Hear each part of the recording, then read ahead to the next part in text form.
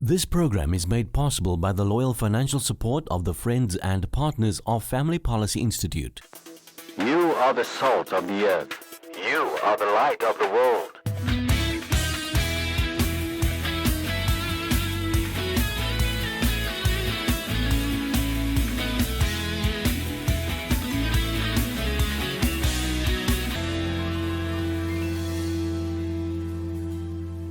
Good evening and welcome to the program. Tonight it's my great pleasure to welcome Bishop Wellington Boone and Bishop Garland Hunt to the program. So bishops, welcome. Thank you for joining us. Thank you. Thank you. So good to have you here. I've attended your Reformation breakfast about a week ago and heard you speak on the issues that you guys are grappling with in the United States. What piqued my interest is that we are grappling with similar situations, problems, and challenges in South Africa. But the wisdom that you guys shared, I think is what touched my heart, because there's so many issues that we are grappling with in South Africa besides the race issues. And one of the things you said was that we need the church to play a much bigger role, a meaningful role, both in the US and here in South Africa. And so I want you to just share from your heart the kind of challenges you're facing in the US, what you see in South Africa, because you have made many trips here, and just share from your heart what you shared at the breakfast about how we can begin to start tackling these issues. Bishop Garland. Well, I tell you, there's a lot of similarities, although quite different. Matter of fact, this is the 400th year anniversary of slavery coming to America. 400 years. Actually, there were 246 years of slavery from 1619 to 1865. And what we're doing now is we're beginning to look back and see what are the problems that existed then and what's happening since then. So, of course, we know about a civil war that was devastating to our country. Then we went through Reconstruction. Then we went through a time of separate but equal. Of course, the Ku Klux Klan. Of course, then Jim Crow. Then Civil Rights Movement. Affirmative action. Went through so many different periods. And actually, probably for most people around the world, they think the climax would be to have a president of the United States that was African American. But the reality of it is that the problem still exists. I mean, still right now, black children that are born in America, black children are about 70 to 75% of them are born to a black mother, unwed mother, fatherless homes. Wow. Same situation as you go down the line with education problems with the abortion rate, problems with the Ku Klux Klan, problems with Jim Crow, problems with civil rights. All these things still exist, but right now we still have to deal with what is a problem that can be faced by the church, not one that's probably by the government. So the church has to lead the way because we're the only ones that have the internal character to begin to take the place of leadership. And in this case, it cannot be done by government. It has to be done by the Church of Jesus Christ. It makes a difference. Absolutely. Yeah. What do you say, Bishop Wellington, to people that say, you know, we've been trying for 25 years in South Africa. Our democracy is 25 years old here. We've been trying to get people together, racial reconciliation. We're losing hope. What do you say to them? Well, in view of the statistics that Bishop Hunt just gave, emancipation 1865, but 100 years after emancipation, in 1963 and 64, we needed a Voting Rights Act and a Civil Rights Act. 100 years after, which means that even though we had ended slavery, we hadn't destroyed the spirit of disintegration that was in the country. And it's an amazing thing that the church, though, started having some moves of God, but not the influence that God intended. What happened in that 1857 revival? It was actually an awakening led by Jeremiah Lampier. We should never have had a civil war because God wanted that move of God to be the thing that what Wesley called men stealing to end. But watch. So 2 years after, in 1861, we entered into this war, and 610,000 people died.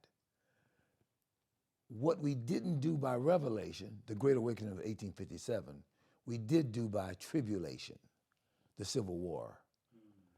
Where we didn't give God our best, the devil took a tithe. The devil, through that. What we didn't do by Christ's bloodshed, we did do by our own bloodshed. But you know what the problem was? It was sort of like apartheid. It was forced. It wasn't a transformation from the inside, the heart of the people changed. It was forced from the outside. And that's why we're still having all these racial problems, even now in America. You know, here we are in this year too. And it's the same type thing in South Africa. Forced apartheid was ended, not by revelation, but by tribulation. Unlike William Wilberforce in England, he pricked the conscience of the parliament, and therefore they ended it by revelation. And so therefore it's not really a problem, the same as what we have in America right now. Yeah, you know, people are giving up hope in South Africa with as far as racial reconciliation is concerned, because politicians are using race as a lightning rod. They use it to get people behind them, to whip up their supporters. So it's not helping us with the transformation process or the reconciliation process. Bishop Garland, would you say that the reason we can't get progress with reconciliation is because it's government programs and not the church that's leading the way in this area? I absolutely think the church is the one that's the focus premier now. We started what we call One Race in the Atlanta area, and it's a prayer movement. And it also deals with racial reconciliation, revival, and racial healing. And our goal was to bring pastors together, Christians together, that they would get a movement, a motivation, a mobilization of millennials even, that are tired of the past, tired of being a victim, and saying, let's look to the future. Out of that, those were not directly a part of the segregation movement, but they were part of a new focus. They have new hope.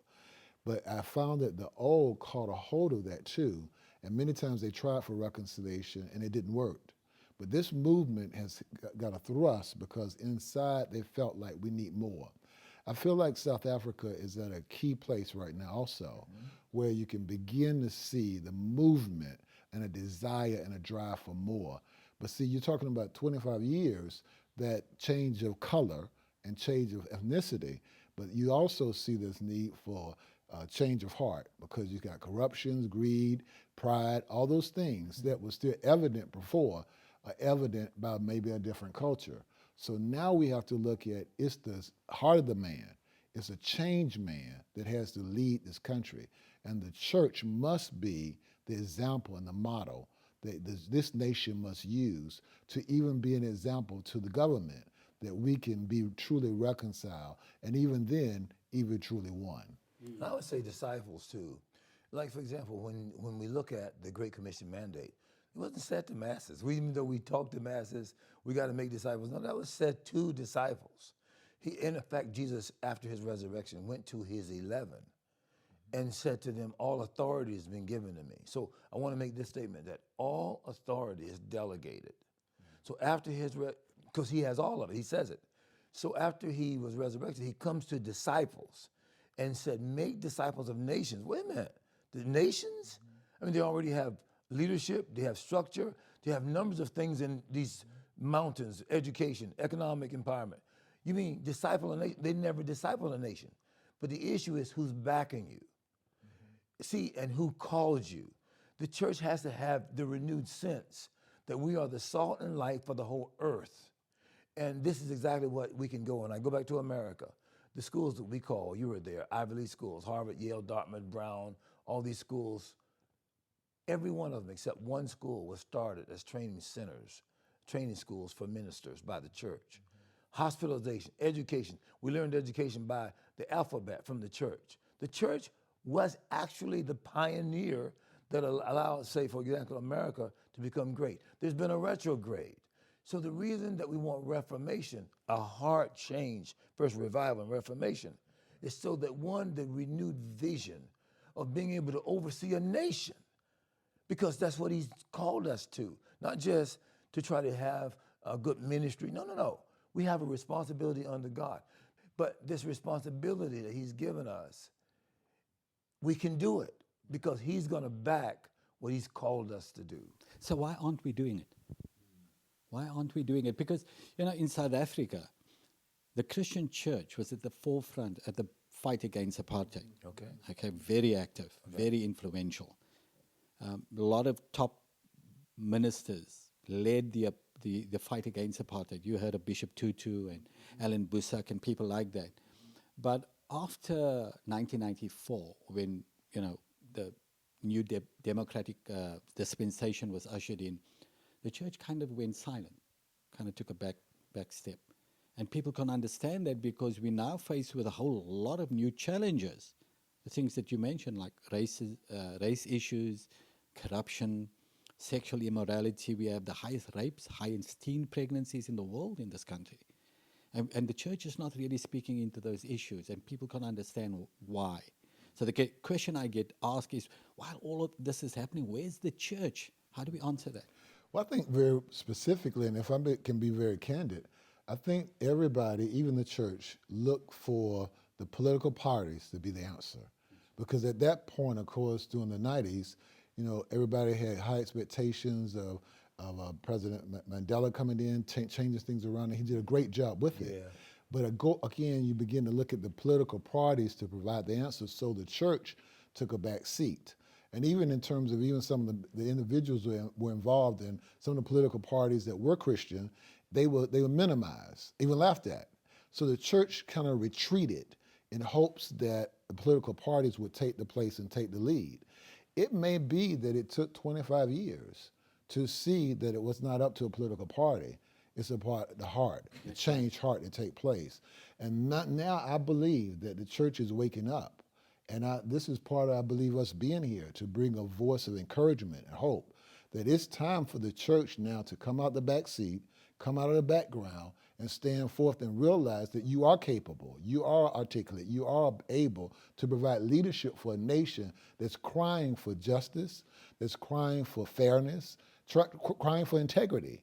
And I think it's prime for the church now to be the example and model of what true reconciliation and healing could be of a nation like this. And by the way, the focus is wrong, and those are not the right cries. The cry was David, Lord, will thou not revive us again, that thy people might rejoice in thee? See, instead of having a need for God to fix the things going on with us, what we're not recognizing is God wants to fix us. It's huge. Not what you're going through, but how you go through it.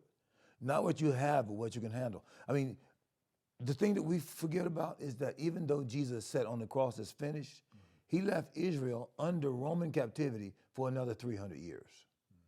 And then what, say, the underclass or, say, blacks don't realize, 1 Corinthians says, not many wise are called, not many noble are called. But I've called the base things of the world to confound the wise, yea, the things which are not, to think to naught, to bring to naught the things which are. In other words, the people think that what they're going through determines what they can become and what they can do. The Lord says, no, where you're going through just gives you a greater passion and cry to get me involved.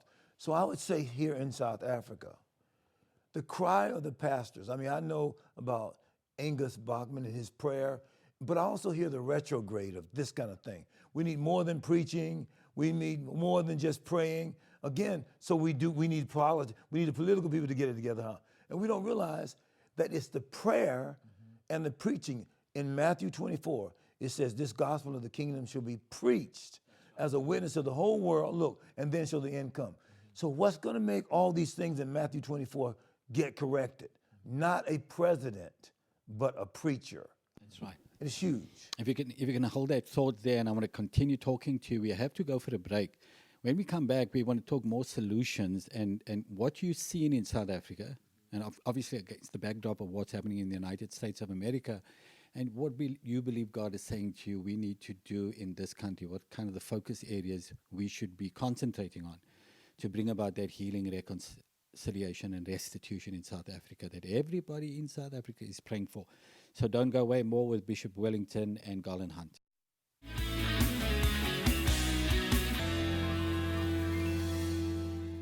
Welcome back to the program. I'm speaking to Bishop Wellington Boone and Garland Hunt from the United States of America, and they're visiting our beautiful country to come and share God's wisdom with us. And gentlemen, I want to thank you again for the wisdom you share, for your heart for this nation, South Africa, and the continent of Africa.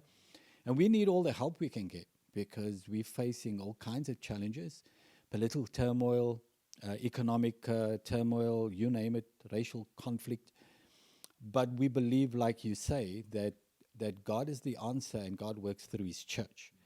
And so, Bishop Garland, you were talking earlier about some ideas, some of the things you're doing in America, but what has God been laying on your heart while you've been here? What do you see, what do you think that we should be focusing on? One of the things I noticed even in coming here this time, before we noticed that the cry of the oppressed, sometimes when they recognize that they've been overlooked, dehumanized, separated, listen, white supremacy, just apartheid, all these things that counted against them, put in housing that's very much dehumanizing, not having the economic help that they can get, not even having vision for what can happen.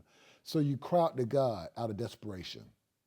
So now that 25 years later, is the desperation still here? Yeah, that's right. Because we're sensing now, if you cry out to God in desperation, God will visit. And we believe, just like in the United States, but even more so here in this nation, that there is going to be a visitation from God that's going to impact the nation, that will impact all of the government, all of the policymakers, all of the economics, all those that are making wealth and determining policy here, that when God moves, it's going to be an all-encompassing move that affects all of South Africa and its way of life. Yeah. You know, we're talking about racial reconciliation. You have that problem in the US, you have it here in South Africa. There's a lot of people with the right hearts that are working hard, are praying, working to get people groups together. However, the Bible tells us that, you know, judgment begins in the house of the Lord, right? And when you look at, if you visit some of our churches in South Africa, that can be the most segregated time on a Sunday morning. So you've got your white churches and your black churches and your colored churches and your Indian churches. And I think maybe we're missing it. And this is a legacy of apartheid, where everybody were in their group areas, but people are not integrating as much as they should, the church. Because if we're going to lead in the reconciliation process, then they've got to, the world's got to see it first. Others have to see our churches integrated before we can even begin to start preaching to the people outside of our churches. So how do we do that, Bishop Wellington? Where Jesus had no problem drawing masses because he proved that discontinuity had come in with continuity. The reality of God was in his life. Where God really is, it's an attraction to people. My daughter, for example, graduated from a very good school, University of Virginia, had a master's in teaching. She came here up in the Port Elizabeth area and asked some of the middle-aged kids, what are you going to be in life? And a number of them said, particularly the blacks and the coloreds, they said, what do you mean, what are we going to be in life? She said, yeah, like whatever. When you go to school, she said, we're going to be what our parents, they said, we're going to be what our parents are, cooks, we're going to be cleaning people, that's all we're going to be in life. She said, you can be doctors, lawyers, or anything further. They said, we cannot. She came back to us and said, Dad, I want to go back there and I want to establish a class to show those people that with the reality of God plus education, they can be anything God would want them to be. So she was going to do it for 1 year. So she got a room that could hold about 40, and she created a testing system for them to come. Ended up being 1,500 applying to get in her school. 15 years later, she was still here. See, when God starts moving, he can attract anybody from anywhere to be solution people, where he's the bottom line, where he not only will bring revival as goosebumps, but they will have a burden within them to make a difference in a country with the resources God has given them as children of God. I'm here because I feel it. I feel something is important. I'm also was looking for a city whose builder and maker was God. Who has an ear to hear?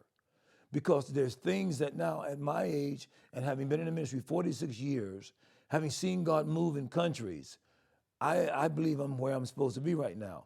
And then I was sent to Germany to do some work there because they are post-Christian right now.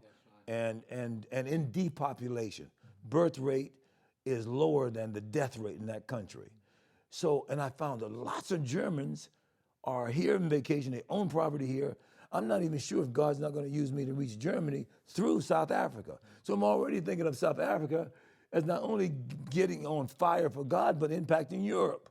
And that's how I'm seeing it. So there's something really special about this place right now that's brewing, and I'm going to stay in here until something happens. Amen. We love you, Bishop Wellington, and you're welcome. Both of you welcome in South Africa. Anytime you want to come down here and speak into the life of this nation, you're welcome.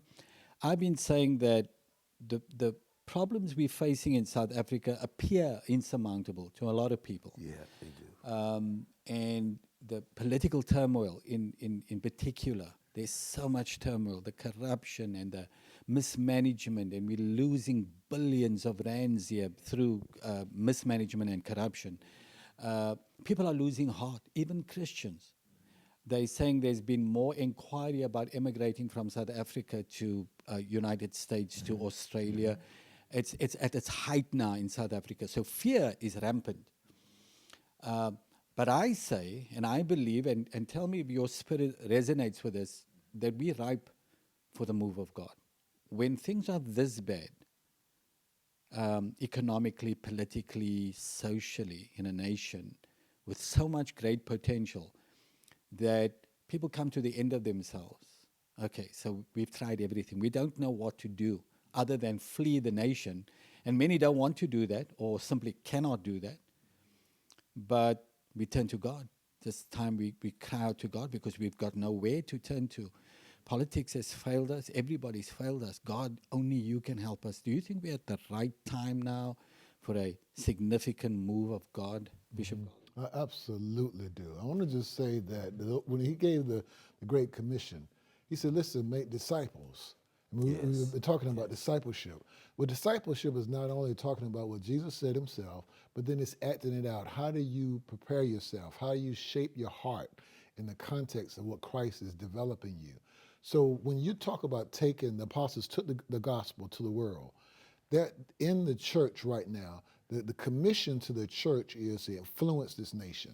Yes. And I believe that there are pastors right now that may not be the ones that you see on television all the time, or the ones that are outward right now, but on the backside of a mountain, they're Davids that are ready and primed to begin to speak a prophetic voice. And just that door, if that door opens just a little bit, just that caveat moment, Kairos moment, it's going to be, God's going to begin to hear a new voice. And there's a new voice in South Africa that's about to come. I believe us being here is a part of encouraging it, not necessarily to replace it, but there's a voice that already exists.